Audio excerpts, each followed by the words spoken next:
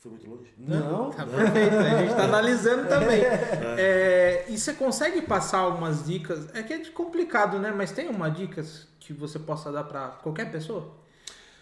Cara, a dica que eu daria é essa pessoa, de fato, assim, conseguir parar um pouquinho com o fluxo de pensamentos. Só um minutinho, estou tomar uma água aqui que agora...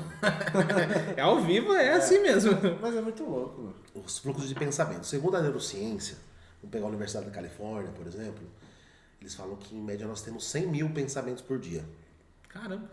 Eu não sei como eles chegaram nessa conta, tá? Mas, enfim, os caras devem ter um jeito de chegar. E, em média, 80% são negativos, tendem a ser negativos. 80% 80%. é negativo? Nossa. Né? Olha que loucura. E... Nossa, que estranho. Eu considero que tem dias que eu penso negativamente. Mas a grande maioria, pelo menos por enquanto, eu penso positivamente.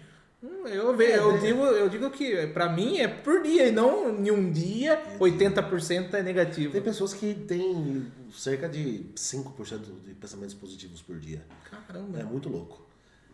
Que muitas vezes, talvez assim, no mundo que eu conheço, que eu lido muito com terapia também, né? Cara, o ser humano é muito... Putz, sofre muito, cara. Sim. Mas enfim. Tipo, acorda cedo, vai trabalhar. Realmente, você parar, putz, você tomar banho nesse frio. É um pensamento negativo já.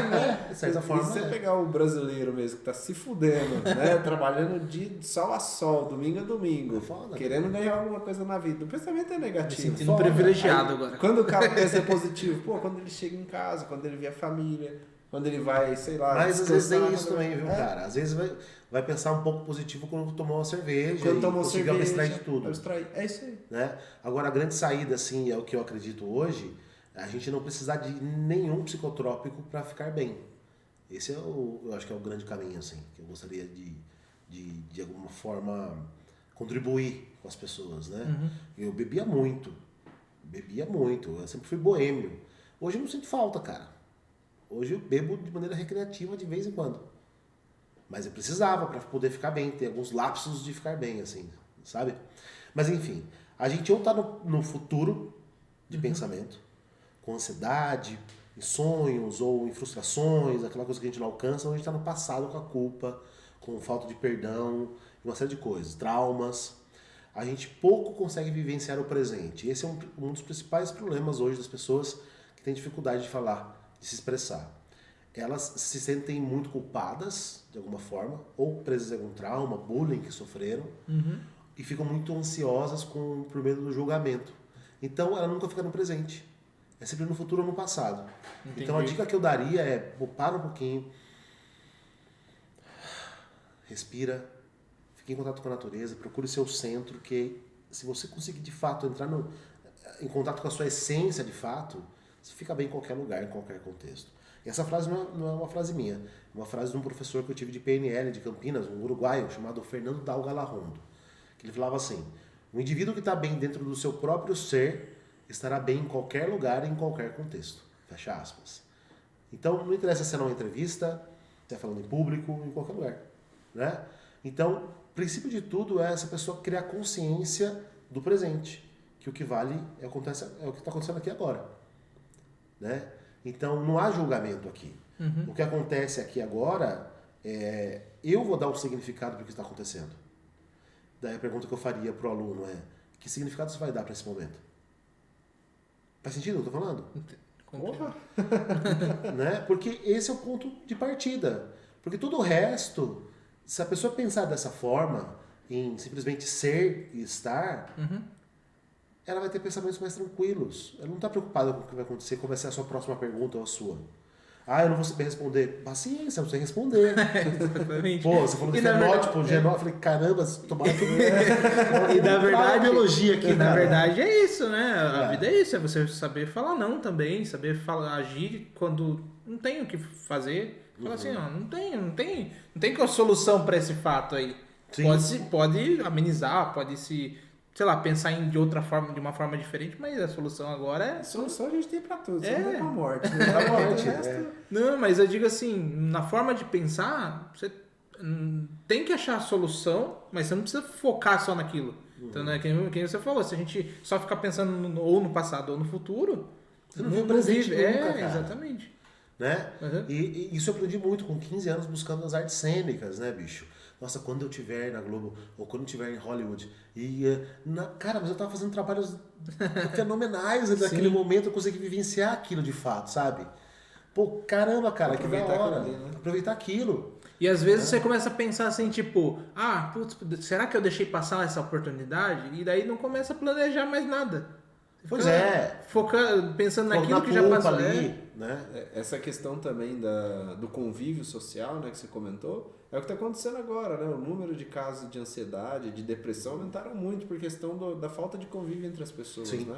sim. É uma coisa que eu queria comentar. E essa questão de viver no futuro, eu vi uma palestra uma vez, não lembro se foi online, se foi presencial, mas eu lembro que a pessoa falava assim que quando você coloca um sonho, uma meta, alguma coisa, o legal não é quando você atinge, você já sabe o que eu vou falar. Continua. O legal é a caminhada, É a que você caminhada, percorre. é. Porque a pessoa fica lá, tipo assim, eu quero comprar um carro. Aí você vai lá, batalha, compra aqui, tira ali, tal, ganhou um pouquinho, foi lá, comprou o carro.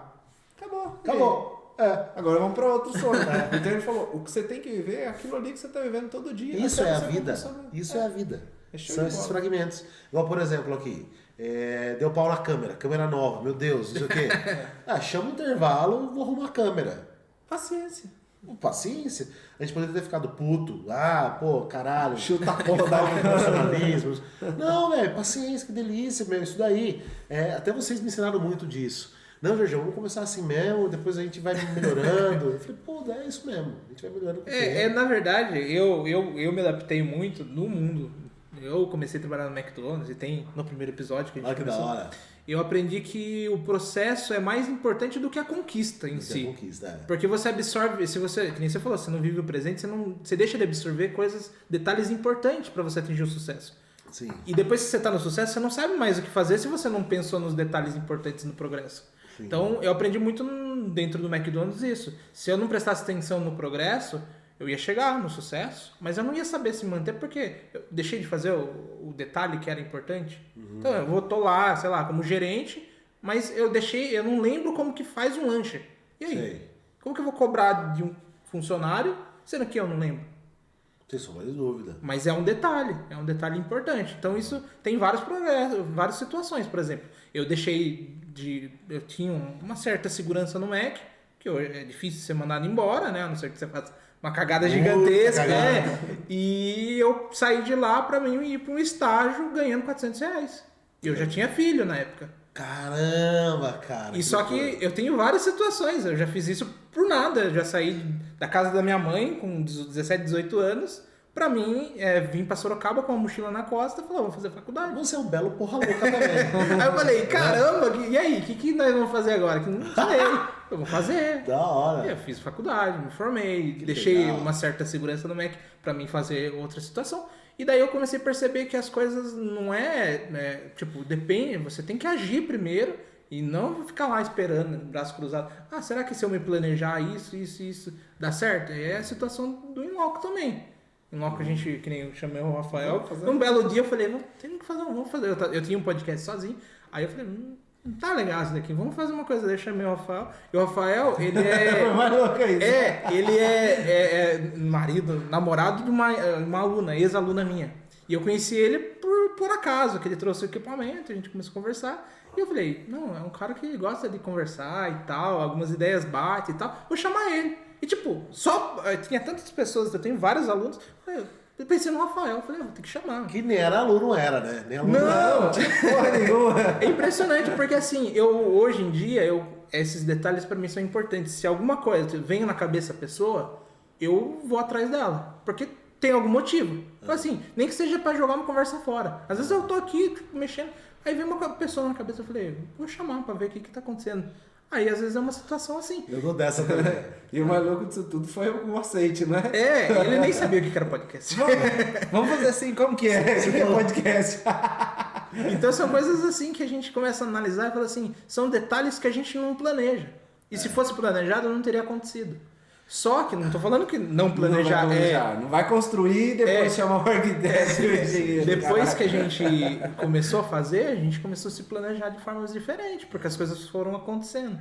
Então a gente começa a perceber e fala, putz, como aquele detalhe foi importante, né? Como que as coisas foram se amarrando e foi acontecendo tudo. Que nem eu comecei lá ganhando os R$400, na verdade eu pagava o transporte só.